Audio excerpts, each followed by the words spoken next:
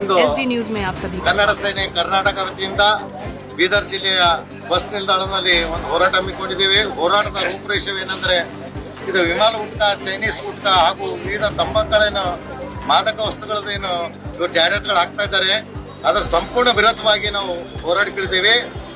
ಈ ಹೋರಾಟ ಇಲ್ಲಿಗೆ ಮುಗಿಯಲ್ಲ.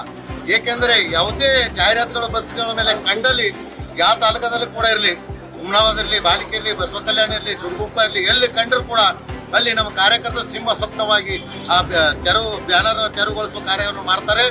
ಇಲ್ಲಿ ಏನದಂತಂದ್ರ ಈಗ ಸಂಪೂರ್ಣವಾಗಿ ಏನ್ ಡಿಪೋ ಮುಖ್ಯಸ್ಥರಿಗೆ ನಾವು ಮನವಿ ಕೊಟ್ಟಿವಿ, ಅವ್ರಿಗೆ ಕೂಡ ಹೇಳಿವಿ ಸಂಪೂರ್ಣವಾಗಿ ಇದು ನಿಷೇಧ ಆಗ್ಬೇಕು. ಏಕೆಂದರೆ ಮಕ್ಕಳು ಇದ್ರ ಬಲಿ ಆಗ್ತಾ ಇದಾರೆ.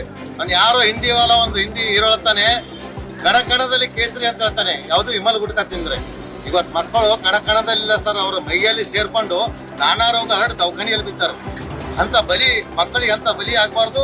ಅದಕ್ಕಾಗಿ ಸರ್ಕಾರಕ್ಕೆ ನಾವು ನೇರವಾಗಿ ಎಚ್ಚರಿಕೆ ಕೊಡ್ತಾ ಇದ್ದೇವೆ. ಕನ್ನಡ ಸೇನೆ ವತಿಯಿಂದ ಇದು ಶೀಘ್ರವಾಗಿ ನಿಷೇಧ ಆಗ್ಬೇಕು.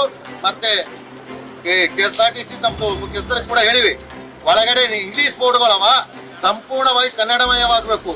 ಇಲ್ಲಿ ಏನದಂದ್ರೆ ಕನ್ನಡದಲ್ಲಿ ಕನ್ನಡಿಗನೇ ಸಾರ್ವಭೌಮ. ಕನ್ನಡಕ್ಕಾಗಿ ನಾವು ಪ್ರಾಣ ಕೊಡ್ತೀವಿ, ಎತ್ತರ ಹರಿಸ್ತೀವಿ, ಎದಕ್ಕಾದ್ರೂ ಕೂಡ ನಾವು ಸಿದ್ಧರಿರ್ತೀವಿ. 8 ದಿವಸ ಗಡಿ ಕಟ್ತೀವಿ. ಇಲ್ಲಿ ಇರ್ತಕ್ಕಂಥ ಇಂಗ್ಲಿಷ್ ಬೋರ್ಡ್ಗಳನ್ನು ತೆಗೆದು ಕನ್ನಡಮಯವಾಗಬೇಕು. ಆಗದಿದ್ದಲ್ಲಿ ಇದಕ್ಕೆ ಹೊಣೆಗಾರ ನೇರವಾಗಿ ಇದಕ್ಕೆ ಯಾವ ಸಂಬಂಧಪಟ್ಟ ಅಧಿಕಾರಿಗಳ ಅವರೇ ಹೊಣೆಗಾರ ಆಗ್ತಾರಂತ ಎಚ್ಚರಿಕೆ